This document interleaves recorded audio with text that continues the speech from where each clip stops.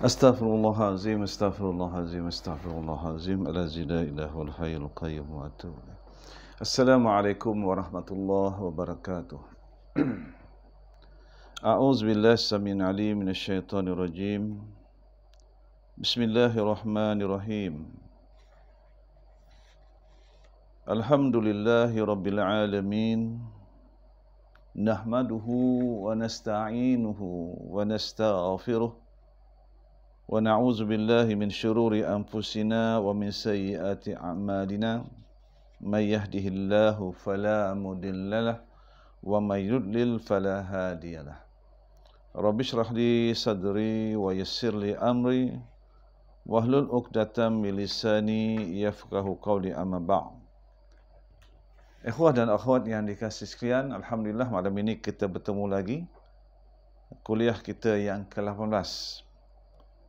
Kita menyambung sedikit tentang tajuk kita sebelum ini, iaitu kelengkapan, keperluan dan kelengkapan bilik rawatan.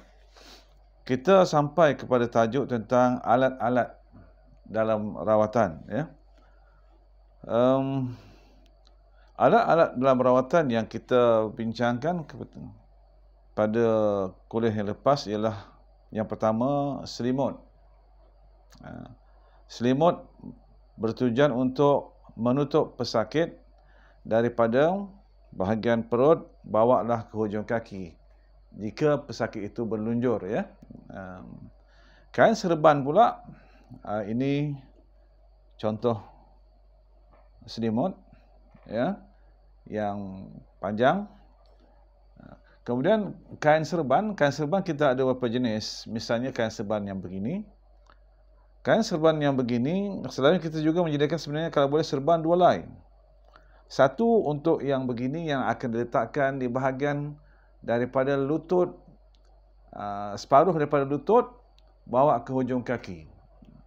Maknanya kalau dia seorang perempuan, seorang muslimat, kita akan tutup dua. Satu daripada perut dia bawa ke hujung kaki. Dia pakai stokin, jangan buka stokin dia. Kemudian di atas ni pula kita ambil serban lagi selai, diletakkan di bahagian separuh daripada lututnya bawa ke hujung kaki. Apa tujuannya? Tapi kalau lelaki kita tak ada yang selimut, kita tak ada selimut, kita pakai serban di bahagian kaki sahaja, ya. Apa tujuannya? Tujuannya ialah apabila kita menyentuh seorang muslimat khususnya, makna kita dah double layer kita bagi. Satu selimut, yang kedua serban. Yang kedua, dalam rawatan ini kita dapati bahawa kita akan menggunakan kaki untuk tujuan scanning, pemeriksaan, dan kaki akan bergerak. Dan pengalaman kami dalam akrin, bila menggunakan serban ini, kaki itu lebih selesa untuk menjawab. Wallahu alam, selesa atau dia rasa terkongkong, wallahu alam. Itu Allah yang lebih tahu. Kemudian kita memerlukan pil penawar. Pil penawar, bukan pil penawar, kita memerlukan aromaterapi. Aromaterapi iaitu aroma yang kita gunakan untuk direnjis pada tangan pesakit dan pada kaki pesakit. Kalau kaki lelaki kita spray di kakinya, kalau muslimat tak payahlah spray kakinya kerana dia berstokin. Hanya kita spray di tangan dia gitu, dua belah gitu. Kemudian minta dia gosok gitu. Kemudian minta dia sedut 3 kali panjang. Kemudian sapukan tangan yang belum lagi terkena spray berkenaan. Baik. Itu aromaterapi. Nampak saya kecil, tapi kita boleh guna sehingga 200 kali semburan, ya. Baik. Kemudian kita perlukan rotan. Ini rotan. Saiz besar. Saiz sederhana. Saiz sederhana. Dan saiz kecil. Bila kita nak guna saiz besar, saiz kecil ini, kebanyakan rotan ini akan kita gunakan dalam teknik dipanggil TRO, teknik rotan objek, di mana kita ambil bantal, ya. Ada beberapa ayat yang dibaca, kemudian kita akan rawatan. Jadi bila kita nak guna yang besar, bila mana kita nak guna yang kecil, itu bergantung kepada perawat lah, kebijaksanaan. Tetapi kalau saya lihat pesakit membawa anak yang kecil, ya, dan saya tahu rawatan ini akan mengganggu dia, kalau kita besar, saya akan gunakan rawatan yang kecil kerana pukulannya lebih mesra alam, ya, tidak menakutkan sangat kepada kanak-kanak yang ikut serta dalam rawatan tersebut. Kita juga menyediakan besi scanner, 2 batang besi scanner. Besi scanner ini adalah untuk kita tidak menyentuh pesakit. Jadi misalnya dalam satu teknik nanti kita akan dapati, di mana pesakit memegang satu hujung dan perawat hujung yang lain begini. Dipegang dan kita baca ayat-ayat Al-Quran, ayat ru'yah, dan sekiranya ada gangguan, pesakit akan mula menarik besi ini. Dan dalam keadaan lain juga kita juga menggunakan besi ini untuk menyucuk di bahagian kaki pesakit. Cucuk begitu. Bila cucuk begini, mana kita tak sentuhlah pesakit. Hanya besi sahaja yang menyentuh pesakit. Tujuannya ialah untuk mengelakkan fitnah. Jadi seorang perawat dia kena ambil keputusan. Kalau yang dirawat itu seorang anak dara, seorang yang dirasakan boleh mendatangkan fitnah untuk dia menyentuh, maka ketika itu gunakanlah besi ini. Tetapi kalau dia rasa bahawa yang datang tadi agak berumur dan dia rasa tidak ada fitnah, maka dia boleh menyentuh di bahagian kakinya dengan sentuhan yang sedikit, ya, bukan yang banyak. Apa lagi? Kita juga memerlukan tudung muslimat. Tudung muslimat kita dah bincang. Bilik rawatan kena ada tudung muslimat atau telekung kerana kadang-kadang pesakit datang tanpa menggunakan tutupan ataupun menggunakan hijab yang sempurna. Jadi ketika itu pembantu kita akan memasangkan, menutup dengan telekung yang kedua. Misalnya dia pakai tudung tapi setakat begini saja yang kita rasa sebagai perawat mengganggu kerja-kerja rawatan kita, maka kita pakaikan telekung yang panjangnya hingga ke sini. Baik. Yang lain, kita juga memerlukan borang pesakit. Borang pesakit yang telah diisi oleh pesakit semasa di bilik rawatan. Borang ini mempunyai data-data tentang pesakit. Kaedah ini diperlukan oleh Kementerian Kesihatan. Semua rawatan hendaklah direkodkan. Jadi kita ada borang biodata, di antaranya nama dia, nama ibu bapa, alamat, nama kad pengenalan, umur dia, email dia, pekerjaan dia, tarikh perkahwinan dia, nombor telefon rumah, nombor handphone, waris dia, pekerjaan waris, nombor handphone waris. Kemudian di bawah pada borang itu kita ada minta dia tandakan semasa jaga, semasa tidur. Semasa jaga ada 15, semasa tidur ada 9 persoalan. Ingat tak yang kita bincang dulu? Tanda-tanda atau simptom gangguan semasa jaga, semasa tidur. Jadi kita minta ditanda. Semasa jaga, nampak makhluk halus, macam diperhati, mendengar bisikan, dengar suara, dengar nafas, nampak lintasan, sakit dada, sesak nafas. Ada yang keenam, adakah dia sudah tahu perkara yang akan berlaku? Yang ketujuh, ada pergerakan dalam badan. Yang ke-8, rasa orang tak suka. Ke-9, bercakap sendirian. Ke-10, penyakit yang doktor tak tahu. Ke-11, suka menyendiri. Ke-12, cepat marah, ada tanda lebam. 13, sakit kepala. 14, sakit di waktu yang sama. Yang ke-15, ada masa tak suka dengan pasangan. Ini 15. Sebenarnya banyak lagi yang sepatutnya kita tulis. Tapi ini sebagai asas dan rawatan. Kemudian semasa tidur, susah nak tidur, kerap jaga, bercakap, berjalan, pindah, mimpi binatang, mimpi tengok binatang, mimpi dikejar oleh binatang, mimpi digigit oleh binatang, mimpi naik tempat yang tinggi, mimpi lemas, mimpi sesat, mimpi lelaki, mimpi perempuan, mimpi bersama.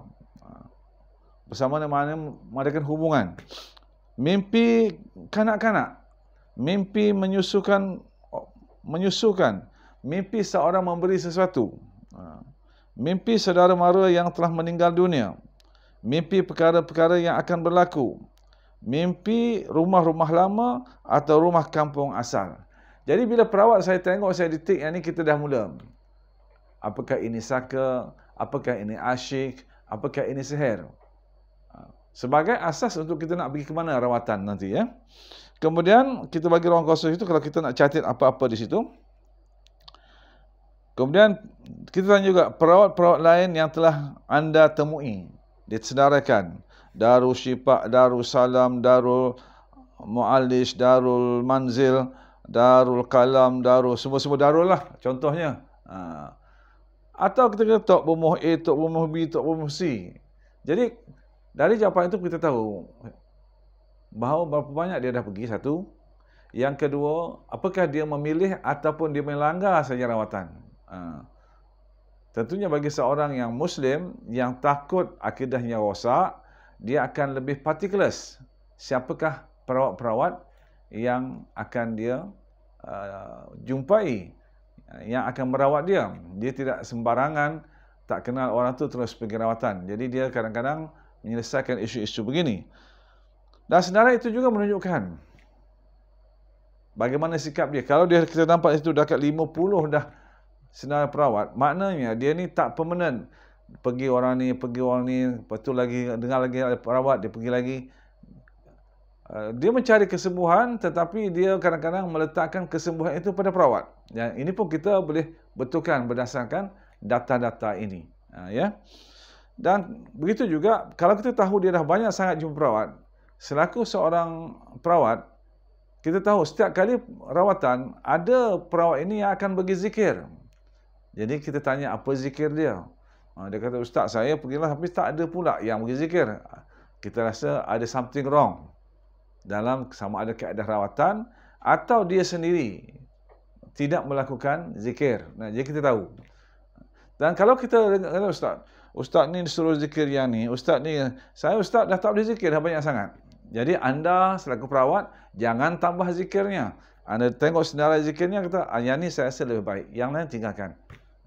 Bukan bilangan yang menentukan, tetapi ialah komitmen, kesungguhan dalam melakukan zikir. Dengan ikhlas dan membetulkan niat zikirnya sendiri. Kemudian kita juga tanya dia, bagaimana anda tahu pusat rawatan ini? Ini hanyalah kita survey. Macam mana?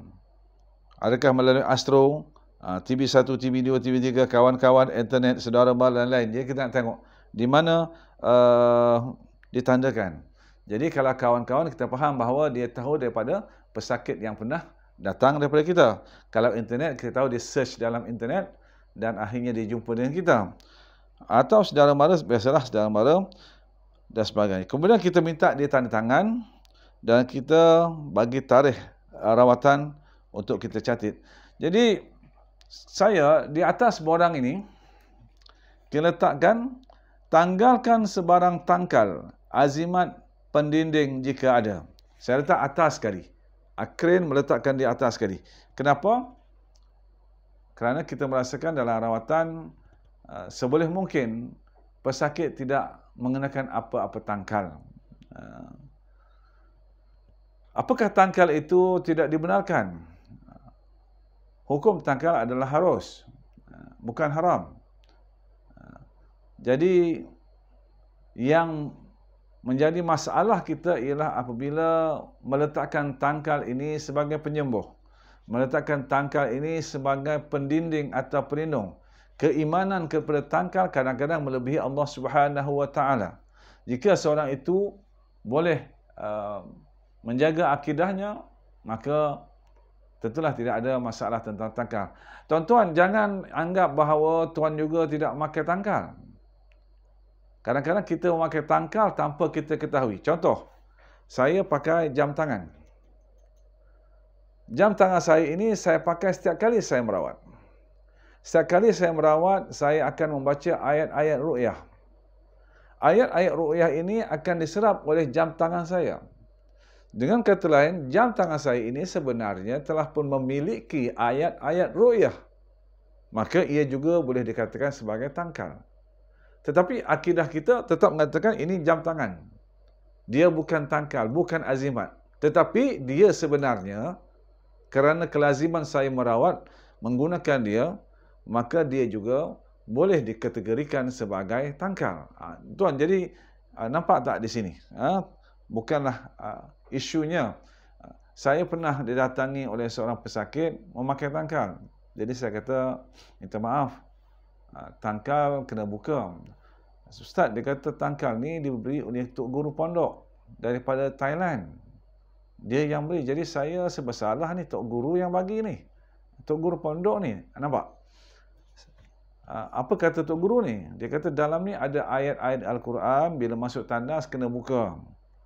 Kemudian kena pakai. Lain, Tok Guru pesan, ini hanyalah sebagai tangkal. Pergantungan mestilah bulat kepada Allah Subhanahu Wa Taala. Jadi, kalau itu isunya, dia tak salah untuk pakai tangkal. Tak salah memakai benda-benda azimat. Cuma, tangkal itu haruslah tidak dikaitkan dengan mana-mana kepercayaan, mana-mana agama. Kalau dia memakai tangkal benang hitam sahaja, atau benang yang berwarna-warni, itu ada kaitan dengan agama. Dan tidak ada kekuatan pada tangkal tersebut. Jadi, perlu saya faham. Apakah tangkal yang ada kekuatan? Tangkal yang ada kekuatan, saya katakan tadi, ialah benda yang dipakai dan sentiasa diru'yah. Itu satu. Yang kedua ialah ayat-ayat Al-Quran. Yang telah pun ditulis dan dilipat masuk kertas, dimasukkan dalam kain. Itu ada kekuatan. Tak boleh kita nafikan. Tetapi kalau setakat, maaf cakap, kayu nona, kayu tongkat Sulaiman ke apa nama-nama begitu, ini masih lagi boleh dipertikaikan. Tanpa kita menafikan, misalnya seorang itu dia memasukkan dalam poketnya dengan banyaknya lada hitam atau lada putih. Itu jin tak suka. Atau dia menyimpan garam pada tubuhnya yang telah diru'yah. Jadi itu adalah benda-benda yang tak dapat kita nafikan, ada kekuatan. Limau dan sebagainya. Di bawah sekali, saya letakkan di sini, hadiah rawatan jika ada, sila masukkan ke dalam tabung yang disediakan. Kita nak maklum pada pesakit bahawa kita tidak menerima sedekah. Jadi perkataan yang kita ambil adalah hadiah. Bila kata hadiah, dan kita pula tak mau diserahkan di tangan. Sebab saya rasa menyerahkan ke tangan ini kadang-kadang hilang rasa hormat kepada seorang perawat. Walaupun kita tak tetapkan kadar bayaran, tetapi kita yakin apabila kita merawat pesakit dengan kesungguhan, dengan kebijaksanaan yang sedia ada, dengan pengalaman kita, dengan layanan yang kita beri, pesakit akan memulangkan rawatan kita dengan harga yang berpatutan. Jadi, atau kalau dia tak ada duit, kita faham. Dia tak ada duit, mana kita tahu. Dia di luar kemampuan, dia tak apa. Tidak jadi isu. Nama pun hadiah. Ya, hadiah rawatan. Dan seterusnya, air rawatan. Tadi kita ada ni. Air rawatan ini air ru'yah, nanti kita akan sampai air yang telah diru'yah, yang perlu diminum oleh pesakit sebelum juga memulakan rawatan. Air ini tidak banyak, kita bagi bukan sampai 1 cawan, cukup suku cawan. Kita beri air ru'yah berbanding dengan pusat rawatan lain. Pusat rawatan lain dia membekalkan air, awak balik, awak minum. Tetapi kami di Akren memberi minum mereka dahulu. Atas alasan bahawa air ini air ru'yah. Bila diminum oleh pesakit, dalam tempoh 5 minit, air ini akan bergerak pada seluruh dalam tubuhnya melalui aliran darah. Jadi apabila air ini telah pun bergerak dalam tubuhnya, maka jin-jin yang berada di tubuhnya akan terkesan dengan air yang telah kita beri dengan air ru'yah. Dan bila kita dah beri air ru'yah ini, dia akan memudahkan rawatan lah. Kerana walaupun kita tidak meru'yah, tetapi air ru'yah telah sampai di tubuhnya. Ada isu tentang menjual air ru'yah. Katalah dijual air ru'yah ini dengan harga RM50. Maka tersebarlah kononnya air ru'yah ini mahal. Saya katakan bahawa air ru'yah lebih mahal daripada RM50. Lebih mahal daripada apa saja yang boleh dibayar oleh seseorang. Bukan kerana yang melihat mahal itu, dia melihat dari segi material. Air biasa ini, air di kedai paling mahal dia kata lebih kurang katalah RM3. Kenapa jual hingga RM50? Dia lihat dari segi material. Akalnya akal material. Pandangannya pandangan material. Sedangkan bagi kita bahawa air ini telah dibacakan dengan ayat-ayat ru'yah. Al-Fatihah itu pun nilainya sudah tinggi. Al-Ikhlas itu sama dengan 1/3 Al-Quran. Kalau dibacanya 3 kali bersamaan dengan 30 juzuk Al-Quran. Itu baru surah Al-Ikhlas, Qul huwallahu ahad. Bagaimana kalau nanti kita lihat ayat-ayat yang lebih banyak dibaca? Isunya bukan harga nilai material, itu masalahnya. Jadi kalau pusat rawatan itu menetapkan air ini berharga RM50, anda boleh kata saya beli atau tak beli. Tapi jangan kata air ini mahal. Anda tak tahu bagaimana ketelitian seorang perawat. Bagaimana usaha untuk melahirkan air ru'yah ini. Sebab ada pesakit saya, dia datang, dia kata, Ustaz, saya pergi pusat rawatan tu Ustaz. Apa tu? Dia baca Al-Fatihah, dia baca ayat kursi, dia baca 3 kul. Saya boleh baca Ustaz. Saya soal balik, kenapa awak pergi rawatan? Kalau awak boleh baca, awak pergi baca sendirilah. Bezanya ialah, perawat membaca dengan dia membaca ada kelainan. Pelainan seperti mana seorang awam ada pistol dengan seorang polis ada pistol. Ada kelainan di situ. Ada aura bagi polis yang ada pistol. Tak ada aura bagi seorang awam yang ada pistol. Benda sama, tetapi di sini ada kelainan. Ada aura di situ, Masya Allah. Kemudian, kita juga menyediakan bantal. Kita pun cakap bantal ini ada banyak kegunaan. Di sana untuk bersandar. Yang ini untuk di rotan, dipukul. Dan saya biasanya menyediakan tak kurang daripada 3 atau 4 bantal. Dan kita menggunakan tu untuk bersandar, di mana pesakit akan bersandar di dinding. Jadi untuk dia lebih selesa, kita bagi bantal di hujung, di belakangnya. Ya. Baik, apa lagi? Yang seterusnya ialah ikrar pemutus. Ikrar pemutus ini kita ada tajuk khas nanti. Tetapi yang nyata ikrar ini mestilah kalau boleh di laminate. Supaya tidak mudah dikoyakkan oleh mana-mana pesakit. Jadi ini ialah di antara barang-barang, alat-alat kelengkapan yang diperlukan dalam rawatan. Kita juga memerlukan kadang-kadang bahan seperti ini. Yang akan kita letakkan di peha pesakit, letak macam tu, di peha dia, supaya nanti dia boleh letak tangan. Kerana dalam rawatan kita nanti juga akan menggunakan tangan. Jadi kalau dia letak di peha, kadang-kadang tak berapa selesa. Kita pun tak selesa, dia pun tak selesa kan. Jadi kalau letak di atas ni, dia lebih selesa insya-Allah. Jadi kalau boleh juga sediakan papan, fail yang keras ataupun benda-benda seperti ini dalam rawatan anda. Baik, itu di antara barang-barang rawatan. Ya tuan-tuan, bayangkan bagaimana kalau seorang perawat itu nak pergi ke tempat di mana pesakit minta dirawat. Dia kena bawa rotan, kena bawa air, kena bawa serban, kena bawa bantal, atau dia akan minta daripada tuan rumah. Nampak? Ini akan mengganggu rawatan kalau perawat nak pergi ke rumah pesakit. Sebab itu, dalam kuliah yang dahulu, saya tekankan bahawa sebaik mungkin pesakit hendaklah datang berjumpa perawat. Dan sekiranya pesakit meminta juga untuk perawat datang ke rumahnya untuk dirawat, sepatutnya pesakit menilai seperti mana dia menilai doktor, pakar yang datang ke rumahnya. Jangan panggil perawat tapi memberi layanan, memberikan nilai yang amat minimum. Contoh mudah, pergi rawatan, balik diberi dia dengan RM50. Bagi saya RM50 ini terlalu minimum.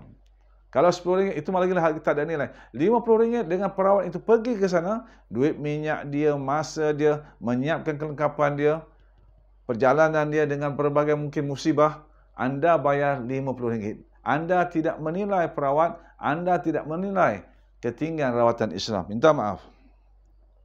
Baik, seterusnya kita masuk bab kepada teknik yang keempat, iaitu persiapan memulakan perjalanan. Ada kalanya perawat perlu merawat pesakit di rumah atau di hospital yang memerlukan perjalanan.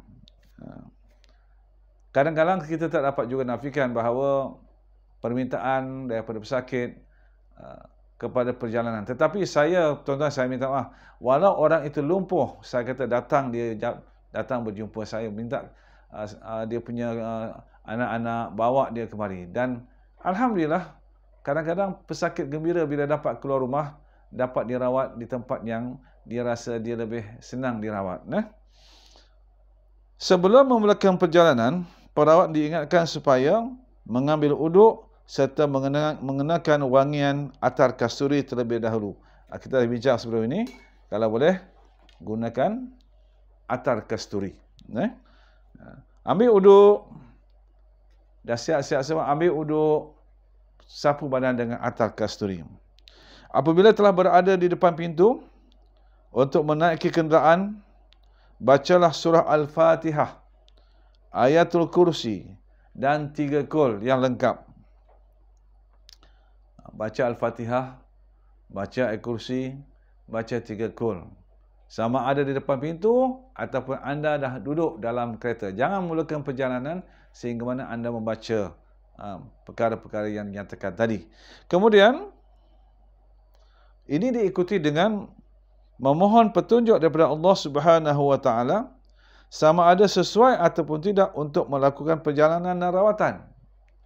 Dah habis tu kena baca satu bacaan yang mohon petunjuk Allah. Ya Allah, sesuai tak aku pergi sekarang ini untuk rawatan. Apa bacaan dia? Bacaan dia ialah dengan baca Bismillahillazi la yadurru ma'asmihi syai'un fil ardi wala fis sama'i wa huwas sami'ul alim. Dibaca sebanyak 3 kali, 5 kali atau 7 kali. Anda pegang steering, Bismillahillazi la yadurru ma'asmihi syai'un fil ardi wala fis sama'i wa huwas sami'ul alim. Bismillahillazi la yadurru ma'asmihi syai'un fil ardi wala fis sama'i wa huwas sami'ul alim. Bismillahillazi la yadurru ma'asmihi syai'un fil ardi wala fis sama'i wa huwas sami'ul alim. Baca 3, 5 atau 7 kali. Sekiranya ada gangguan semasa bacaan tadi, maka perawat dinasihatkan masuk semula ke rumah selama 5 minit. Offkan enjin kereta, masuk ke rumah, duduk dalam rumah 5 minit. Kemudian barulah keluar semula. Masuk kereta balik, baca balik Bismillahillazi la yadurru. Kalau tadi 3, sekarang cuba buat 5 pula. Lepas tak lepas. Kalau ada gangguan, masuk balik ke rumah. Rehat 5 minit. Dan buat kali yang ketiga. Dan sekiranya bila anda buat kali ketiga juga ada gangguan, maka anda dinasihatkan untuk tidak meneruskan tujuan merawat. Kenapa begitu? Dan apa yang dikatakan gangguan? Gangguan yang pertama misalnya anda tak lancar. Bismillahillazi ke Bismillahillati? Allazi ke allati? Lupa. Bismillahillazi la, tak ingat. Tak lancar, bacaan tidak lancar, ya, lupa, tak lancar dan sebagainya. Yang kedua, ketika anda membaca ada gangguan lain. Contoh mudah, isteri anda mengetuk pintu kereta, dia katakan beg duit tertinggal. Atau anda pergi dengan berteman dengan seorang rakan yang juga akan membantu anda rawatan. Ketika anda baca, dia bersembang-sembang dan bercakap dengan kita dan minta kita menjawab persoalan dia. Itu dia antara contoh, ya. Atau ketika kita baca, handphone kita berbunyi dan kita diganggu oleh bunyi handphone tersebut. Atau dalam keadaan lain pula, katalah anda sedang membaca, kucing naik di depan kereta anda. Itu contoh-contoh gangguan. Jadi sekiranya anda buat sekali gagal, dua kali okey, teruskan. Jadi beza yang pertama ialah timing. Timing yang pertama tadi tak sesuai. Allah enjakkan masa yang kedua, ini lebih sesuai. Tetapi bila anda buat 1, 2, 3 gagal, maka anda batalkan rawatan pada ketika itu. Bukan bermakna membatalkan terus. Mana anda pun telefon pesakit, minta maaf, saya rasa saya tak dapat pergi malam ini, ada hal, ada yang menghalang saya. Tak payahlah cerita saya dah baca Bismillah 3 kali tapi tak 2, ini teruk gangguan ni. Jangan kata begitu. Kita bercakap, malam ni saya rasa saya tak dapat, ada halangan, InsyaAllah saya akan atur pada lain. Tidak malam ini. Untuk makluman tuan-tuan, sebenarnya apabila seorang pesakit telah menghubungi seorang perawat, hubungan ini telah pun diketahui oleh golongan jin. Maka banyak perkara-perkara yang akan berlaku. Misalnya kalau anda kata, okey, malam ini kita akan mengadakan rawatan, golongan-golongan ini akan cuba menghalang kita daripada pergi ke tempat rawatan. Dengan mungkin motor kita pancit, kereta kita rosak, kita aksiden di jalan raya. Dan ini perkara-perkara yang mungkin berlaku. Sebab itulah di antara bacaan kita, semasa kita nak memulakan tadi adalah Bismillahillazi la yadurru ma'asmihi syai'un fil ardi wala fis sama'i wa huwas sami'un alim. Dengan nama Allah,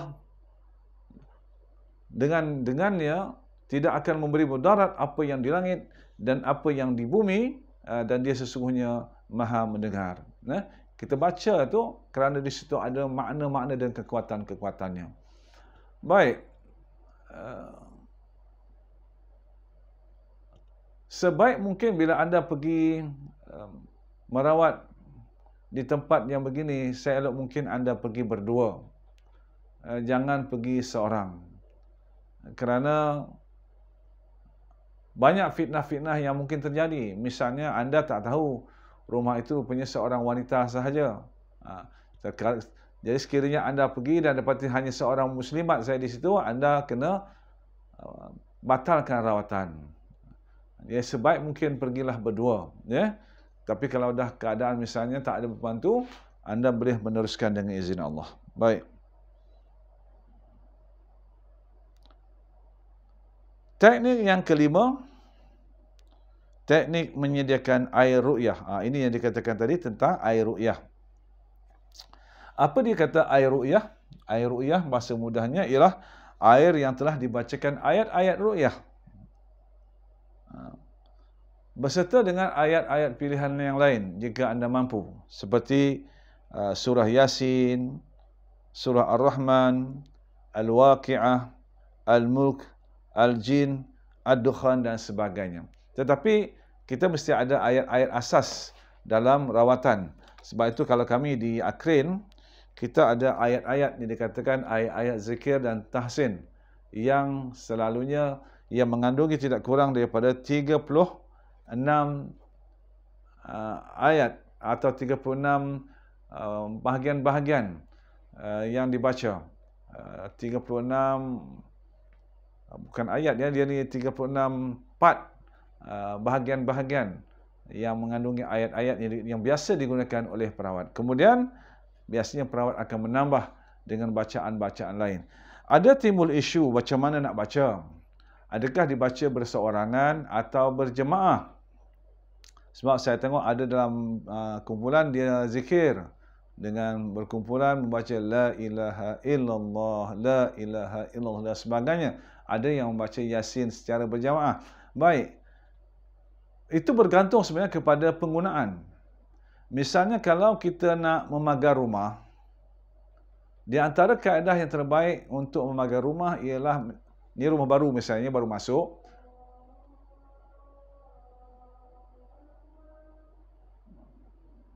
Azan sudah sampai, jadi saya rasa seperti biasa kita akan menghentikan kuliah kita seperti azan. InsyaAllah pada minggu depan kita akan berbicara tentang air ru'yah, kuliah kita yang seterusnya. Mudah-mudahan kita dapat bertemu lagi dan suasana yang lebih aman, suasana yang selesa. Yang benar itu daripada Allah, yang lemah itu daripada kekurangan saya. Kita tutup majlis kita dengan tasbih kafarah dan suratul As. Subhanakallahumma wa bihamdik, asyhadu an la ilaha illa anta, astaghfiruka wa atubu ilaik.